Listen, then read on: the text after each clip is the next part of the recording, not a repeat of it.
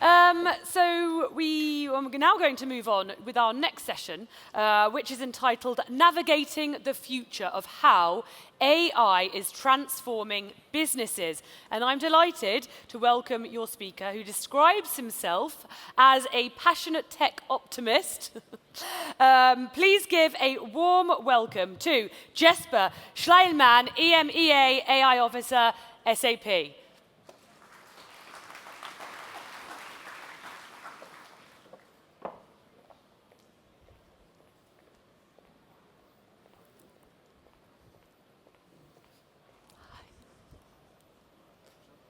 Ik geloof dat je voor succes een sterke visie en geweldige uitvoering nodig hebt. En dat is precies wat we met SAP Business AI gaan doen. Nu, voordat ik de baan van Jesper overneem, laten we ons tot de echte Jesper wenden om ons er meer over te vertellen.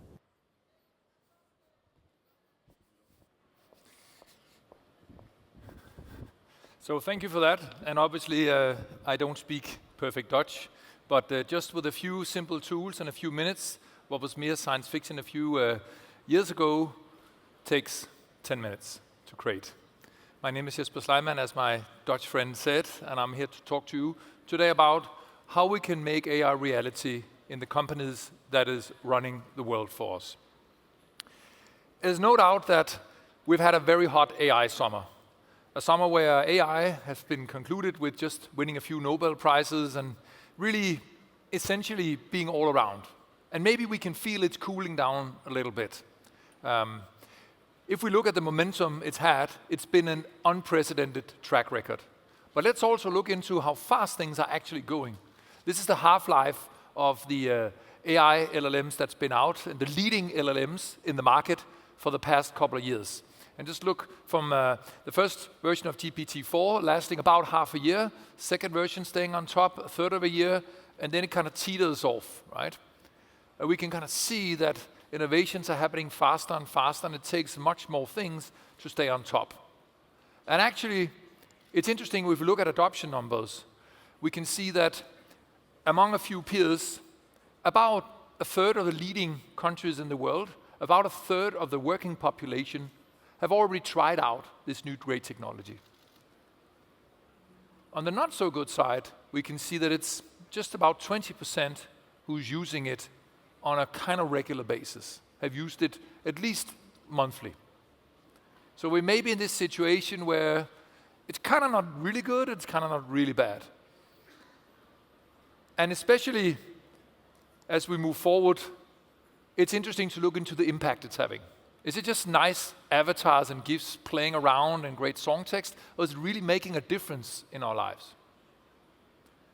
It seems that AI is kind of moving into the fall, a little bit losing its hype. And especially when we look into this thing, like the impact it's having on the P&L, on how well companies are running and using AI, we're not really seeing the results that we would expect it to have seen.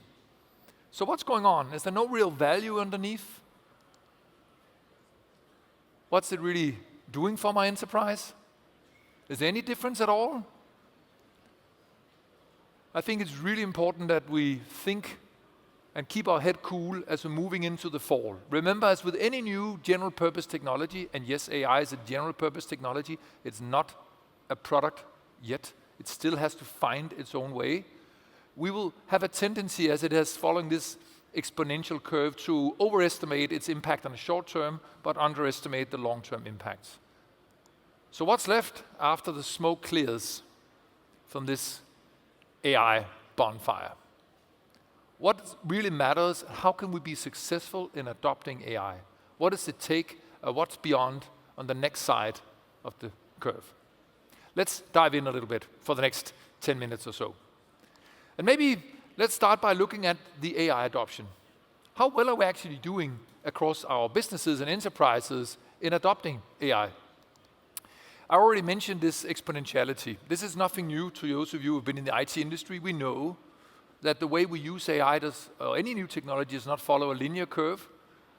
It follows a more exponential curve, right? It grows slowly in the beginning. It does grows slowly, and then all of a sudden it kind of spikes up, right? That's because we have these economies of scale. We get user adoption, and we have positive externalities. But let's kind of look at it and maybe divide some of the companies into some sections into how well they've adopted AI. And of course, there's a group who haven't really gotten their feet out of the starting block yet. And then there's another group of enterprise customers or enterprises who have mainly been toying around with it, maybe doing pilot projects, or at most been doing one project in one isolated department in a much more opportunistic way. And then yet again, we have another stage of companies who are much more repeatable in their use of AI, or who maybe even through AI transformers who created a shared team and a shared approach and goes across systematically every single function in the enterprise, transforming how using AI to transform how you deliver value. Or it could be all the way at the top. If you're working in a company, where's your company? Have you gotten out of the starting block? Are you experimenting? Made your first project? Or are you happily on your way scaling it? Interestingly enough, about 37% haven't gotten out of the starting block, and another 50% is merely at this next stage where they're only still piloting AI, leaving only 13% and a very, very distinct and clear gap right in the middle. And that's interesting. We need to understand that gap because that's the chasm the technology has to cross to truly be successful and change our lives. What does it take to make it safely across? What are the key ingredients that any AI projects have to move beyond? It's clear that we need a shared approach, we need a shared platform and a shared tooling, because only by having decreasing costs and increasing benefits for every single project we add on can we get to this exponentiality, right? It has to be easier and easier and faster and simpler to do the next project, otherwise we won't get to this scale. So there are, of course, challenges. There's reasons why we're not already in that next stage. And one of those major reasons is to understand that as AI could also be abbreviated, always unstable. Because when you compare to the classical ways of building solutions and IT solutions for companies, the expectation is, of course, that the technology is a fairly stable thing. It's based on a fairly stable stack where we have a simple model of our world, a semantic model with streaming data, standardized input, and standardized production-ready output. This is really a deterministic model. That's how we make things. We do financial accounting in the company I come from. We run HR, we run supply chain processes. But we can't have that 1 + 1 is not always 2, no matter the currency. That's deterministic. It cannot be probabilistic. But third generation AI is probabilistic in its nature, which means it changes based on the context. And that has a lot of implications. It means that it seems like this kind of unstable thing. It can do amazing things, and that's the root cause of its magic. It can do this zero-shot learning with very simple prompts. We can get amazing results, and it can read things we never could do in hours and days. Yet this is also the cause of its instability. Challenges with models, trade-offs on sizes and cost, challenges with not having the right level of context, making it hard to prompt to make the right results, and even putting it in and respecting things like security, privacy are hard things to go about. And that's why Gartner and others predict way higher rates even than a third of all projects failing. And yet we're still seeing a lot of companies building their own solutions from scratch. How many of you would go out and build your own financial system from scratch today? So clearly there has to be a maturity. That's great. Look forward to the competition. So I would say there's one important thing we have to bring into it. If I'm to simplify things, and I will be doing that a little bit because we have a little bit of a press time today. The key thing to understand is we need to bring context to the AI models. Only with strong context can we take these amazing AI models and increase their explainability and decrease their hallucination. And we need to understand these words because much of the data we're seeing today, we're using is of course always correct, right? So understanding the word of context and what it means is understanding this part. Let's take this picture, for instance. I was in Paris yesterday. This is a, I don't know, fairly okay, nice picture. And it's, by the way, it's not a fake picture, right? It's correct on its own, but it's kind of isolated. Does it have any meaning to you? Anyone? Rings a bell? What if I add the semantic layer? Does it ring a bell now? Anyone know? There's a famous Monet painting of a night sky. Famous because it was the first time the night sky was painted blue, not black. And now we see the accuracy of the picture once we put it in its context. And now we can relate to it. Now it gives it meaning. And once we have the semantical context, the understanding of the data, and we have the correct data, then we can do the magic with AI. Then we can begin to reveal and see things in a way they were never seen before.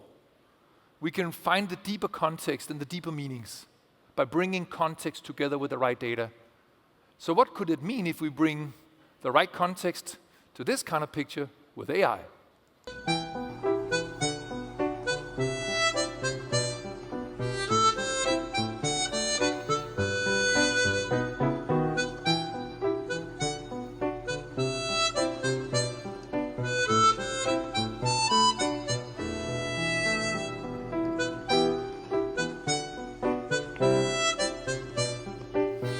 I guess you never experienced a Monet picture like this before, never in this depth. And you can see that now we can use and move from knowing and understanding to actually taking action and revealing the hidden. So I would stipulate any great AI we're building for enterprises, to make it enterprise grade, we need three things. We need responsibility, we need reliability, and we need relevance. Only by having these three things in place can we have the trust of users, the explainability and the transparency to act on the answers? And can we make sure that the solutions we're building are solving for the things that matter at scale and not just becoming these small, nice pilots on the side? We have to make sure that we are using the strong and the right levels of security to protect the data, that it's not going to competitors, to ingrain the AI ethics inside the architecture of what we're designing, not just on prompt sign. That we're adding context by grounding it in business data and business applications. And finally, that we're giving it scale. How do we do things at scale in an enterprise? We run business processes. So by embedding AI into the business processes and our business networks, that's when we can make a difference, because then we can move from this traditional way of reacting and putting things in a system to a more anticipatory decision-making, to react and de-risk the future before it happens, and to optimize where we're going. And that's what we're solving for in SAP. We're working hard on building AI that's enterprise-grade, that's relevant, reliable, and responsible. And that's why it takes time to take these amazing models and put them in the right context so companies can trust that we're not doing wrong with their data and build scalable solutions that they can consume. So how do you go about adopting it? Maybe let's take a look at a few use cases. So I would simplify that there could be many use case patterns. This is maybe just one way of looking about it. We can, of course, build our own solutions as always, right? Let's call them custom built. We get some great AI from one of the suppliers, whether it's the big ones or the open source ones, and we go on and build our own thing on the side. Or we can maybe build something using some more standardized technologies that goes across our business processes, that supplements our current applications. Or even further, we maybe build it inside the application, so it becomes a feature and a button. It gets wrapped in a product. Obviously, there are many advantages and disadvantages. There are benefits and costs to these different approaches. I would stipulate you should use a 70-20-10 approach, spending 70% of your resources deploying what's already available, embedded inside, because it has much lower risk and it's much faster. And by the way, it probably solves a big problem you already have today, so I spend the time looking for these use cases. And then, of course, as we see, the AI will be better and better, especially as we're moving into the next phase with more agentic type behavior. I foresee that the side-by-side will most likely be taking over and add much more value and decrease in risk as its maturity comes. And then I would leave those 10% for those highly differentiating, industry-specific or very specific challenges to the company. And I would focus all of my time on that and not building for the simplified, scalable things over there. So what could that look like? So this is an example from our portfolio of things where you can custom build your own things. What we've done here is we built a knowledge graph of all of the SAP data and the semantic layer and embedded it inside our Joule Copilot. And with this, we can then help our customers build custom perfect code, any kind of code, document legacy code, build new integrations, and move faster on this topic by using the Joule interface. And I could even help direct me to the right levels and the right guidelines. Or it could be more side by side. What you're seeing here is our user interface in our ERP system, but I'm actually doing is calling up the Joule Copilot, this little small window on the side, and I'm going to having a conversation with it, like how well am I doing in sales? Notice how it's serving up the analytics directly inside the interface, or it could take me to the analytics interface. Or I could even have it ask about some things on the internet. Or I could even do transactional scenarios, like hiring. So let's say I'm starting up a new branch of my business in Geneva. I need to hire a store manager. And I can't remember how to hire because I don't hire all the time. I'm scaling up my own team. But maybe he can just guide me on the way. Maybe I only need those few simple things in the workflow as I move forward. So I'm going to ask Joule to help me hire a store manager. It knows who I am. It also serves me up action buttons. Does it look like someone in your team already? It knows who's in my team. I can pick one from my team. It asks me if I want to change the location. I say, yes, actually, it's a different location, but this kind of role profile is the same. Picks the starting date. Notice how it's creating action buttons, calendars, all of this on the fly. This is not sci-fi.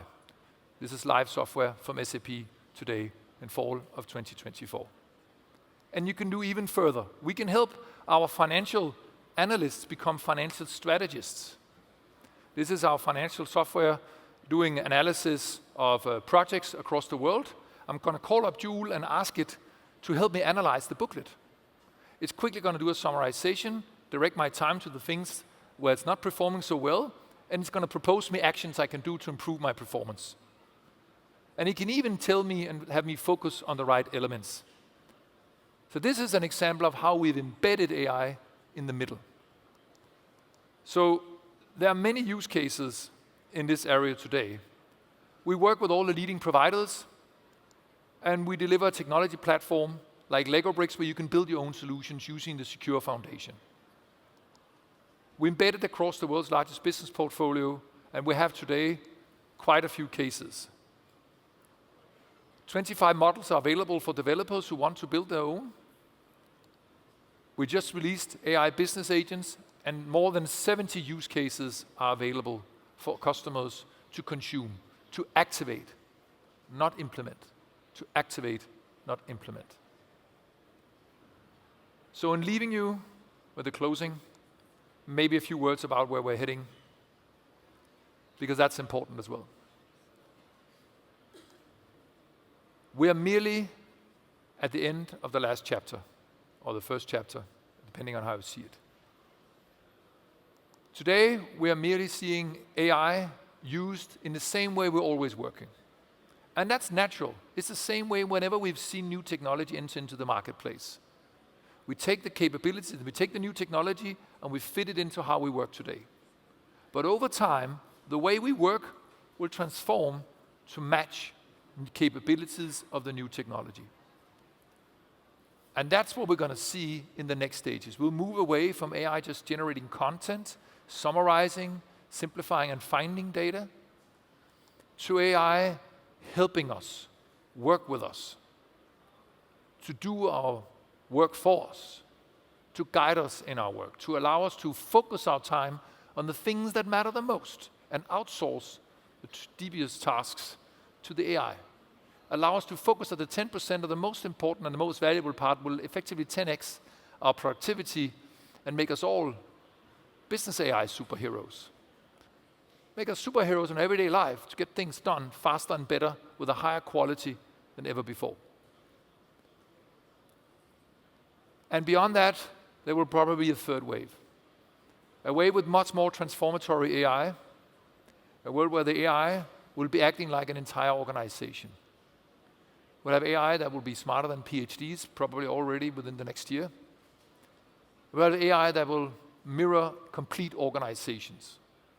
And most likely we will soon see the first one-person unicorn. Sounds a bit Star Wars? Science fiction? I give to you AI agents. You've probably heard about this before, and you for sure know that if you work with AI, that working with AI is very much dependent on how well you are prompting the AI, how well you are giving it, what was the word I said? Context. The better you can give a context in the shape of the prompt, the more precise the answer. And that, of course, has a lot of limitations. It's very much up to us and our training. One of the reasons why we're seeing the slow adoption. So what we do, we refine things. We come up with a second generation. We call that RAG, or we call it grounding. We add the context in the background. We add the context by embedding documents, by vectorizing documents. We create context, so when the user is asking the AI, we give it a lot of context in the background. And then we ground the AI in that, so we can also avoid a lot of the hallucination. And this is probably where most solutions enterprise grade are where today. And this is how we are building out to solving for bridging the gap and getting across that chasm. But still, it's like putting great GPS in the car. I have to choose whether or not to take that advice, as good as it may be. There are limitations in how fast we can go with this architecture. So in the third generation, instead of us interacting with groundedness, we will see solutions where we're interacting with AI agents. And through the interface, the AI agents will be grounded in reality, be bound by the rules, but it will also have the ability to interact with tools and even business processes. So bringing together the magic of business data, secure business users, as well as business processes, we can fulfill this next step and move away from just digitizing business processes into creating a complete autonomous, self-running enterprise.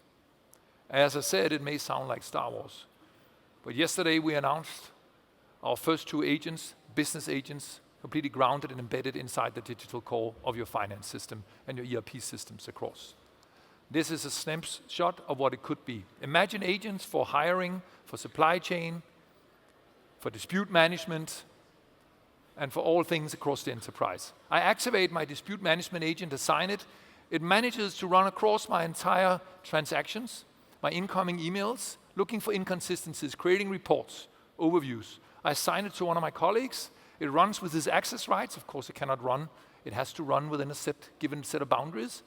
And as Mike is logging on in the morning, it gives him a quick overview. It's already telling him where to focus his attention. There's 2 cases, there's 2 companies who have not paid their bills.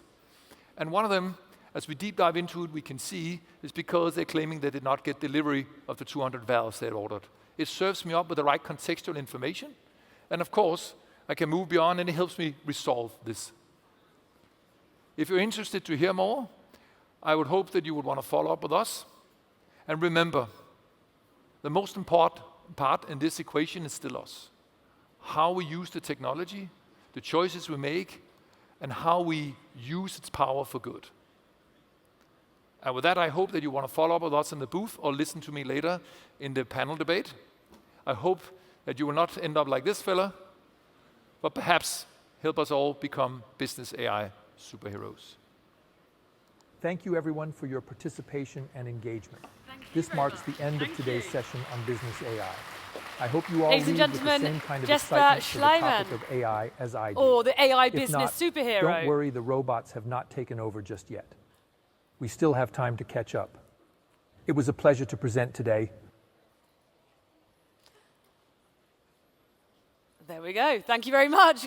And there's no time for question and answer because you'll be taking part in a panel, an up-and-coming panel, just after our next speaker. And if you do have any questions, then you'll be able to ask Jesper at that time. So thank you very much. I promise it will be me, not my AI avatar. No, it won't be a superhero.